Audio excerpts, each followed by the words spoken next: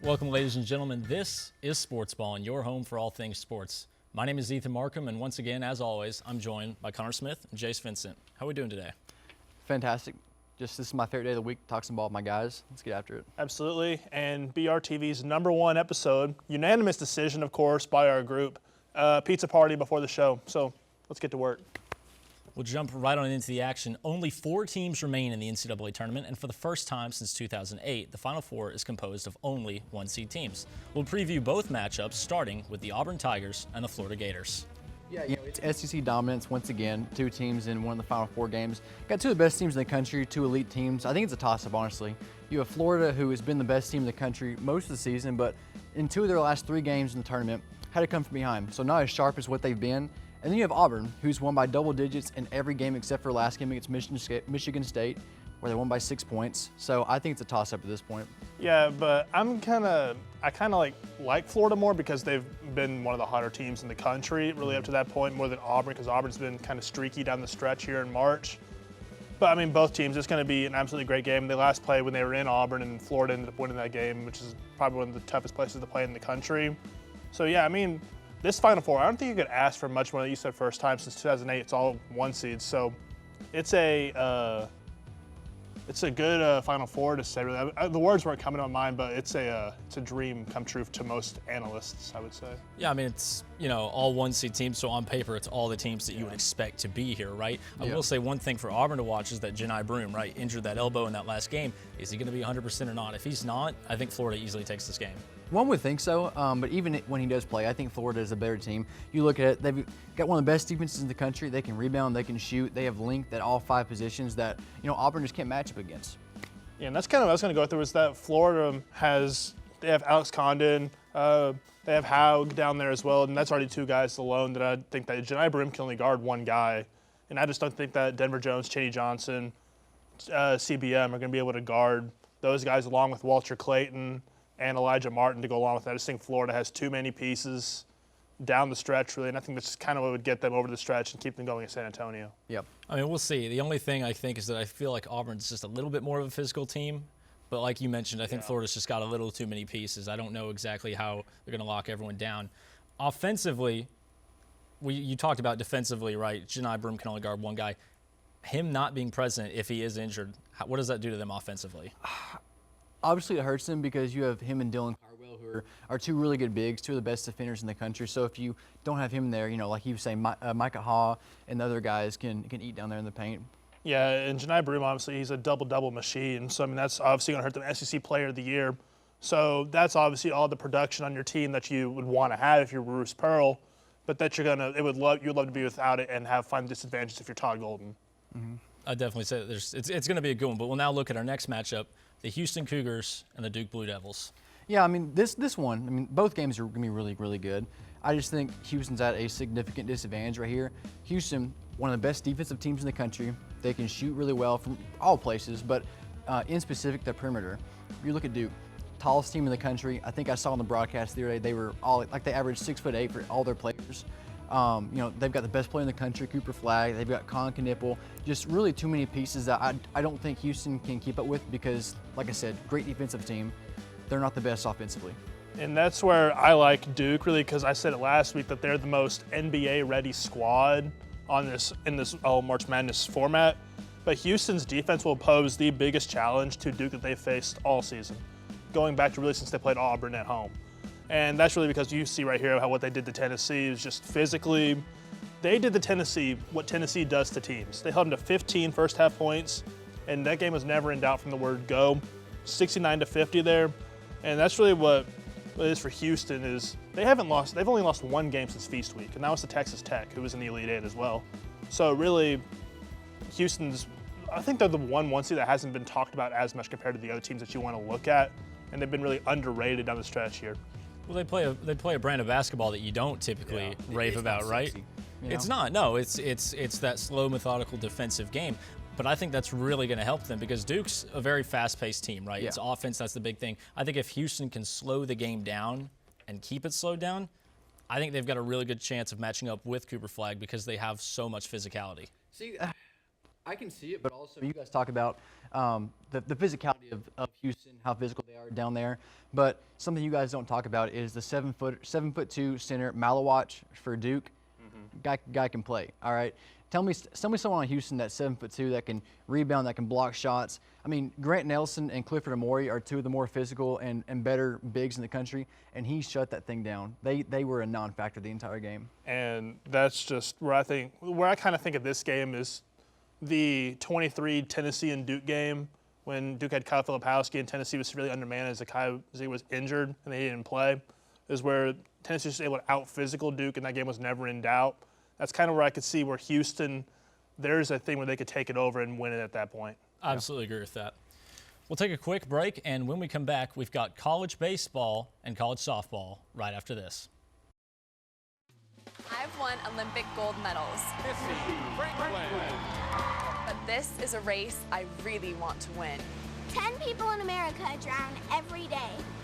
It's the race to save lives. 1 in 5 kids are younger than me.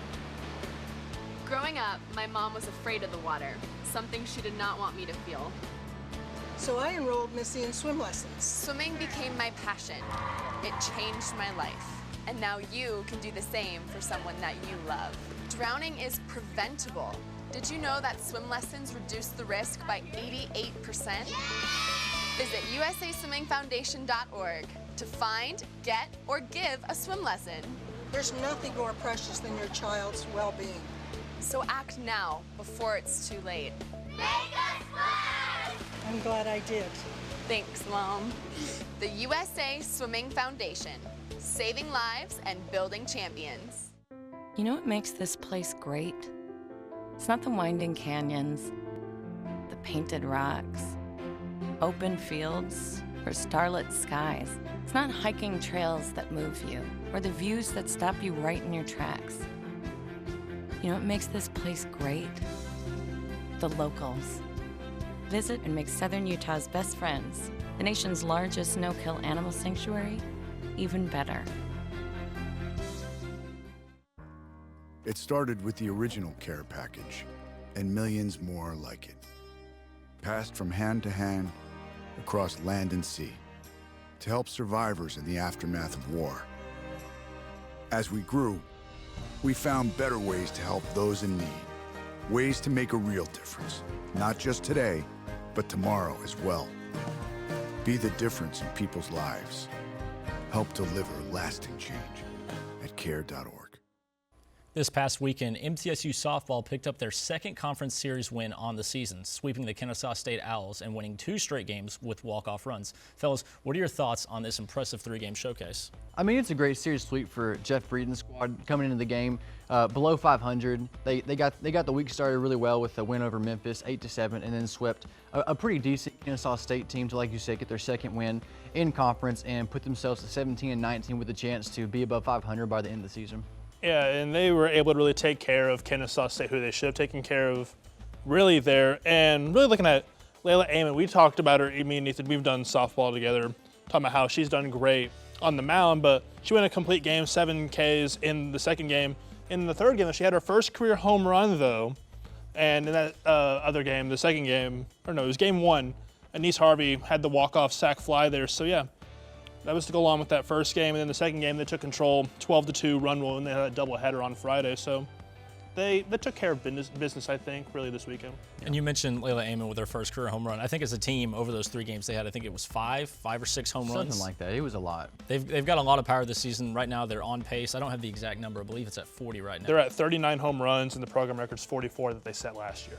Yeah, they're going to crush that. They've had a great season. I mean, they've been good against pretty much everyone they play. They've picked up a ranked win earlier on in the year against Mississippi State. Here in about a week, they're going to go and play Liberty, who's at the top of the conference, 8-0 in conference play. What do you guys feel that matchup? How do you think it's going to go? You know, I think Lexi Medlock and Ainsley Blevins are going to be big for them. They were big this weekend, 7 hits, 10 RBIs through the 3 games. I think they've got to be big, lead the way. And then that Blue Raider pitching staff needs to do what it did this weekend. Only allowed 4 earned runs over 3 games. They've got to keep that rolling into Liberty. I agree. Medlock and Blevins, and just that second game alone, 4 for 6, 9 RBIs. And I think that's a big piece. Medlock being just a true freshman coming in, she's been huge. And then, of course, Ainsley Blevins, CUSA, one of the players of the year last year. And then coming in this year, she's carrying on the momentum really there. So it'll be exciting to watch them and see how they can carry momentum, now winning 4 games in a row, and see how they can carry it going into a game against Tennessee State here in the midweek and then going up to Lynchburg. Yeah, it's going to be a tough series. Liberty undefeated in conference play. They've been great this season, but you mentioned there's a lot of great pieces for the Blue Raiders. Absolutely. We now look over to East Tennessee, where the number 1 ranked Tennessee Volunteers continue to dominate on the diamond, most recently sweeping the South Carolina Gamecocks this past weekend. Guys, Tony Vitello's Vols look almost unstoppable at this point in the season. Yeah, they're 26-2 overall, and then 8-1 in SEC play. Swept South Carolina. Like we said, it was going to be competitive just because South Carolina, they're in the SEC, they're a good baseball program. So 2 of the games were fairly close, 1 wasn't. But overall, Tennessee outscored them 25-14. That Tennessee team, like you were saying, one of the best in the country. I think it's pretty evident they are the number 1 team in the country. Not really close. And it's kind of odd because you saw all those pieces like the Billy Amix to Blake Burks leave last year. But in come Andrew Fisher, Jay Abernathy, Dean Curley States, and they're still as good as last year. And I think to go along with that, continue to have guys like Dalton Bargo and Hunter Ensley come in. Those 3 alone in that top 3 part of the lineup, they had 10 RBIs on the weekend. Just from when you can get from your 1, 2, 3 holes right there. Anytime you can do that, you're sitting pretty. Now, what's funny is in that first game that Tennessee won 11-7, they were out hit 13-10. But most of that was 2 guys alone for South Carolina, Jordan Carrion and then Ethan Petrie, both 4 for 5 and 4 for 4 with 3 RBIs. So, I mean, much a small ball hit for South Carolina. They just weren't really able to convert into really getting stops as well. But Tennessee was really able to use that long ball for success. They had 7 home runs on the weekend, and they continue to prove why they're the number 1 team so far down in the season. I think the thing that nobody's talking about, too, is the pitching is great, too. Marcus Phillips, Liam Doyle, Tegan Coons, they've all been great this season. I think that that's going to be a huge part of their team the rest of the way. Yeah, like you said, the pitching staff, it's really, really good. And then the offense is one of the best, if not the best in the country. But like Jace was saying, they got out-hit the first game, but still won. It just, speaks to the level of competitiveness on that team.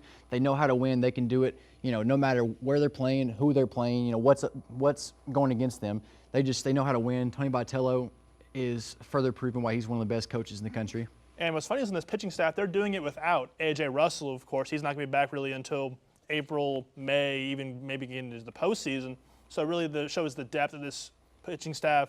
Then Marcus Phillips, how he's able to come along from a bullpen guy last year to get into a Saturday role this year, just how he's shown that growth under a Frank Anderson role and how they've had to get additions from Tegan Coons in that Game 3 role and how he's filled in a first year to get them closer to those series wins. Absolutely. They've been great all season long.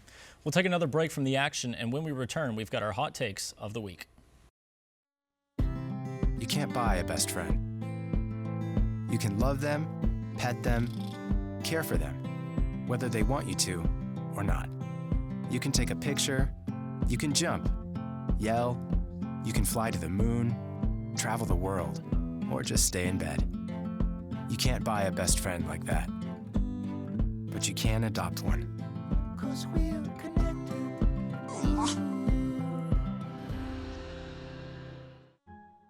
I believe in you. Just 4 simple words.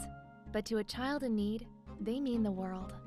When you support a child through Save the Children, you're saying, I believe in you. You're worthy of good nutrition, quality healthcare, and education.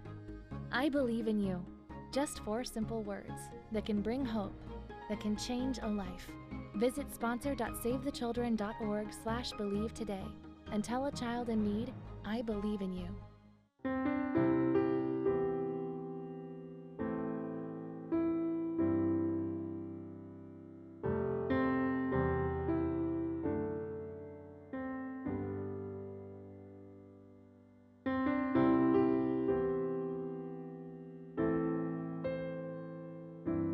Serving the nation's poor and vulnerable regardless of faith, and advocating on their behalf.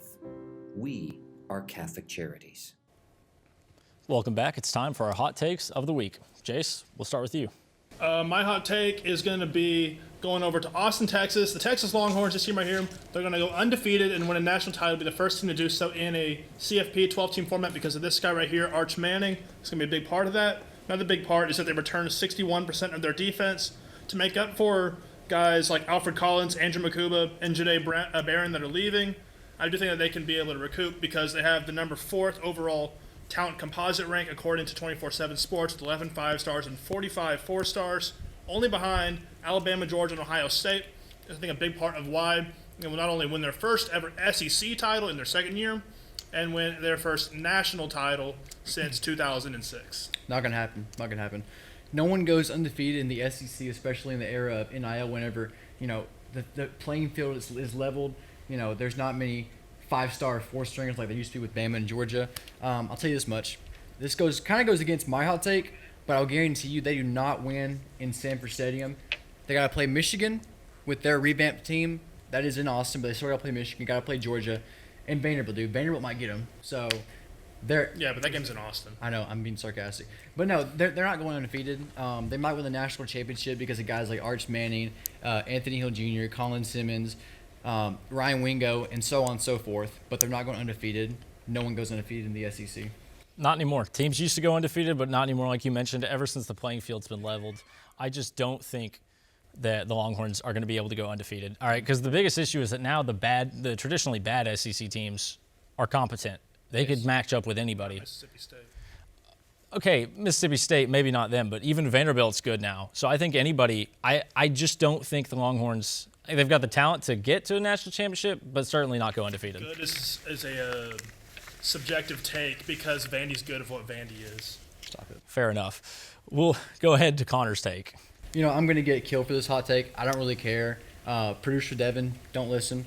I think the Georgia Bulldogs are an extremely overrated football program. That so-called dynasty, after that, they were labeled after their back-to-back national championships, does not exist. All right, UGA, they got the 2 national championships, but also look at this. They did it because Jamison Williams and Marvin Harrison Jr. got hurt. If those guys don't get hurt, Georgia has as many rings as us since 1980. And even if you do have those 2 championships, you can't look at 2 titles and back-to-back in one cycle of recruiting and say that's a dynasty. A dynasty is sustained success over a period of time. Then winning back-to-back natties was just called they got lucky and hit on all of their recruits. And to even add on to that, teams like Ohio State, Alabama, and even Clemson have done more in the last 20 years than Georgia. Didn't Georgia beat Alabama without Darnell Washington? Okay, that's a blocking tight end. They're 1-7. They're 1-7 since 2008. Look, I agree. I agree with your hot take. I don't think Georgia's ever a dynasty to begin with. I just think that they were building a very good program that I think is a top 2 program in the country, wherever you want to look at it. I'd say they're a top 5 program. Top I'll say this. 5 What program. helped them get there, right, was that there were a lot of the more traditional SEC teams that were down, right? Tennessee was struggling recruiting for a while, so Georgia picked up players that Tennessee might get. Yes. Same with Florida, same with LSU. Now, all those teams are back up on the rise, and you've added Texas and Oklahoma to the conference. So now you've got more to compete with. And the other issue is they just don't know how to recruit at the quarterback position. Everyone that they've gotten since Stetson Bennett has been a dud. So it's just not really – I think that they're good. I think that they're still a top 5 program, but I wouldn't be able to say it's been a dynasty or anything like that. No. I mean, people think that they're God's gift to college football, but people don't remember that Kirby Smart in his 9 years, 6 of those seasons have been either to no playoffs or a first-round exit. It's hard to argue with that. We'll now go to my hot take, and my hot take is going to be a little bit interesting because this past weekend, the New York Yankees debuted a new type of bat, a bat where it's being called the submarine bat. They moved the wood now towards the center of the barrel, allowing them to have more mass and make more power. They've hit 15 home runs over 3 games, including 9 home runs in 1 game against the Brewers. Now, a lot of people say, you should ban that. That shouldn't be illegal, right? My take is that it not only should it continue to be allowed because it is legal and it doesn't break the MLB rules and regulations, but if we're going to have that big of an issue with it, bring back spider tack. Let the pitchers use the substances that were helping them before because the game has already been changed to balance. It's no longer balanced. It favors the offense so much anyway. So if we're going to complain about a bat, let the pitchers use whatever they want. I agree with that 100%. I mean, we talked before the show, and it's not a massive difference in the bat, that much. But those balls that you just barely miss that are strike 3 outs, you hit those, and those turn into hits and then home runs, so on and so forth. Like you said, the league is being turned on its head offensively, all about hitting home runs, scoring, all these different runs. So I think in order to level the playing field, let the pitchers use spider tack, give them their substances back, because if we're going to give the hitters double the size of a barrel, let them have their stickiness. Yeah. I agree. Bring back the pine tar, bring back this move right here. But yeah, I don't think that moving the wood down to the barrel where the ball is going to get hit should be illegal in any sort of fashion, but I do think that pitchers should be allowed in that instance to use whatever they want to kind of even it out to an extent and be able to make the game more fun on both sides to watch, so that way it not just favors offense where you're scoring 20 runs. And I think another thing to keep in mind, by the way, is that the Yankees led all of baseball in home runs last year. Yeah. So it's not like a bad team is all of a sudden smashing out of the park. We've got a team that's used to doing it anyway. Yep. We'll be back here in a moment where we'll have our favorite segment. It's Connor's Question right after this. Your Marine Corps' way of life is to defend the American way of life.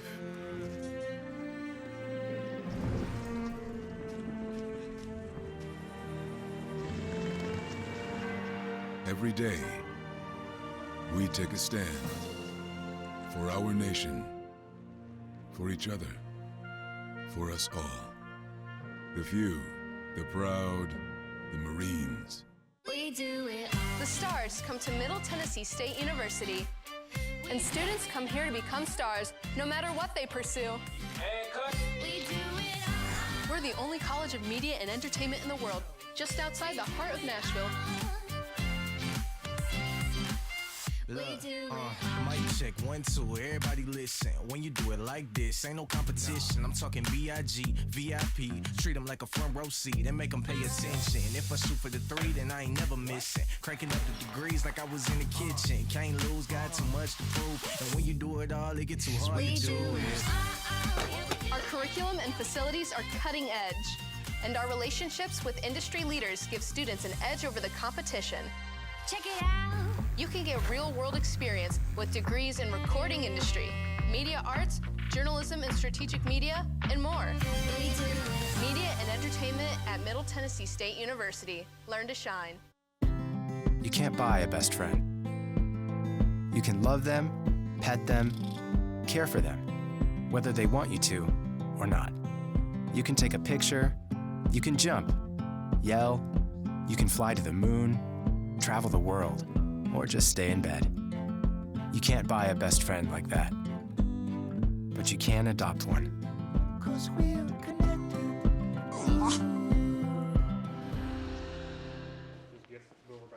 It's time for our favorite segment, Connor's Question. Connor, what do you have for us? Thanks, Ethan.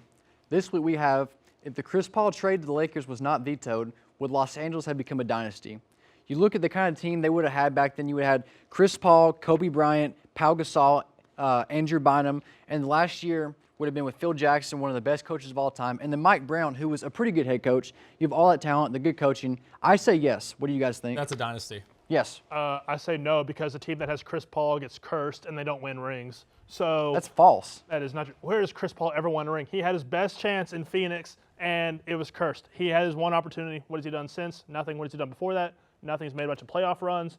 He had Blake Griffin and DeAndre Jordan in his prime, both of them in their primes in Los Angeles with the Clippers.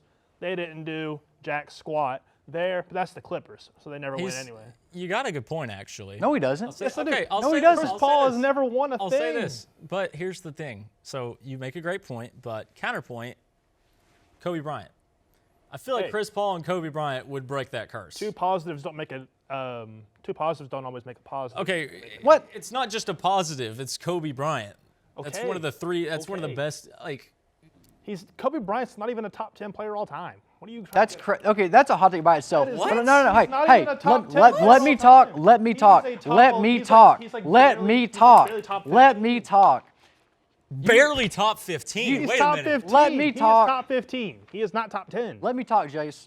All right. You said that any team that has Chris Paul is cursed. It's not his fault that the team he's on is garbage. You looked at it when he was on the Rockets. He carried them, and they still couldn't get it done against Curry and the boys. Same thing with the Clippers. The teams he's on aren't garbage, and he doesn't win. I can't even lock He into plays. I can't even lock into the He plays his heart out. The Thunder, he plays his heart the out. Rockets. That's not his fault. The That is not his fault. His Clippers, team chokes. Suns, That's Rockets, not his fault. Thunder. His team chokes. That's He not has his been fault. on the best teams. He had prime Russell Westbrook. That and was didn't not even- his fault that his team choked. I can't even lock into the question anymore because of the Kobe Bryant take.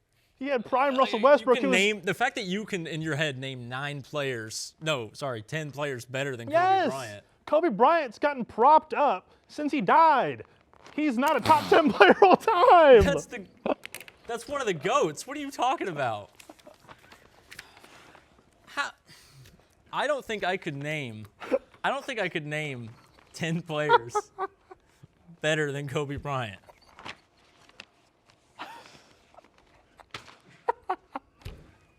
That's just. Oh my Lord.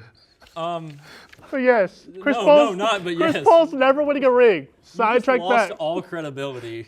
Chris Paul's never winning a ring, and he never was going to with the Lakers. You're a horrible person. He would if he had Paul Gasol and Kobe Bryant. The only reason his career got saved is because he got out of the Hornets, who have never done anything when they were in New Orleans. That's not his fault. That's not his fault. He got sent to a better team in Los Angeles, the Clippers, and they didn't even win. He played his heart out, dude. Okay, does heart mean everything? No. Stats do, though. He had prime Russell Westbrook, who had the most triple-doubles ever, and is one of the best point guards of all time. The team outside them was mid. You can't have two superstars and a bunch of pedestrian players and say you'll win me a championship. You're an idiot. Oh, my gosh. Okay.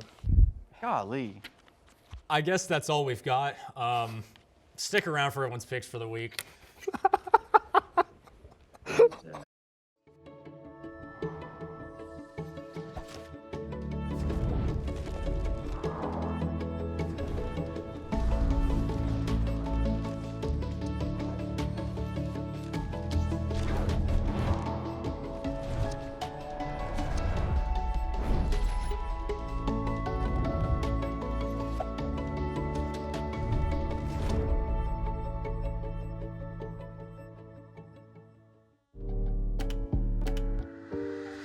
There's only one thing that will save somebody's life, and that is naloxone nasal spray. Get 911 on the phone, get the emergency responses there on their way.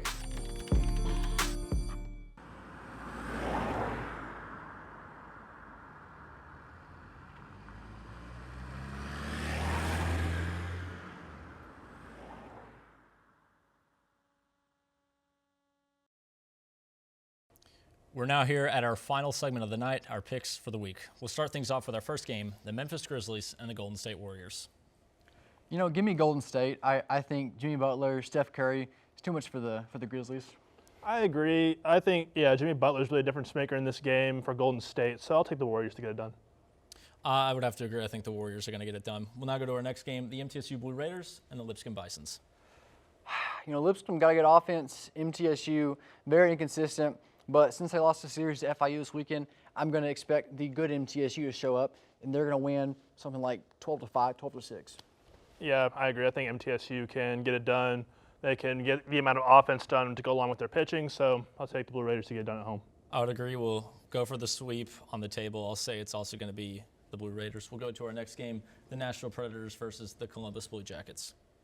I pray for anyone who watches this game. It's two mid teams, but give me Nashville because, you know, at some point they've got to go on a run and win a few games in a row. So, I mean, hey, let's start here. Is it in Columbus or Nashville? Nashville. Give me Columbus. Okay, so if it's your second technical. It's third. That is your third. You're ejected. Am I going to pick the Preds? I don't know. I'm going to pick the Preds. I agree with Connor. I think eventually you got to win something, even if you're struggling like they are. And then for our last game, the Tennessee Volunteers and the Tennessee Tech Golden Eagles. Tennessee is really good at baseball. Give me Tennessee by run rule. Yeah, Tennessee's already lost their annual game to an in-state school, so I'll take Tennessee. I was going to say the same thing. They've already lost to ETSU, so give me the Vols. That's all the time we have tonight. We thank you for tuning in, and remember to look for all future episodes of Sportsballin on YouTube and Blue Raider TV every week on Tuesday. For Connor Smith and Jace Vincent, I'm Ethan Markham. We'll see you around. Good night.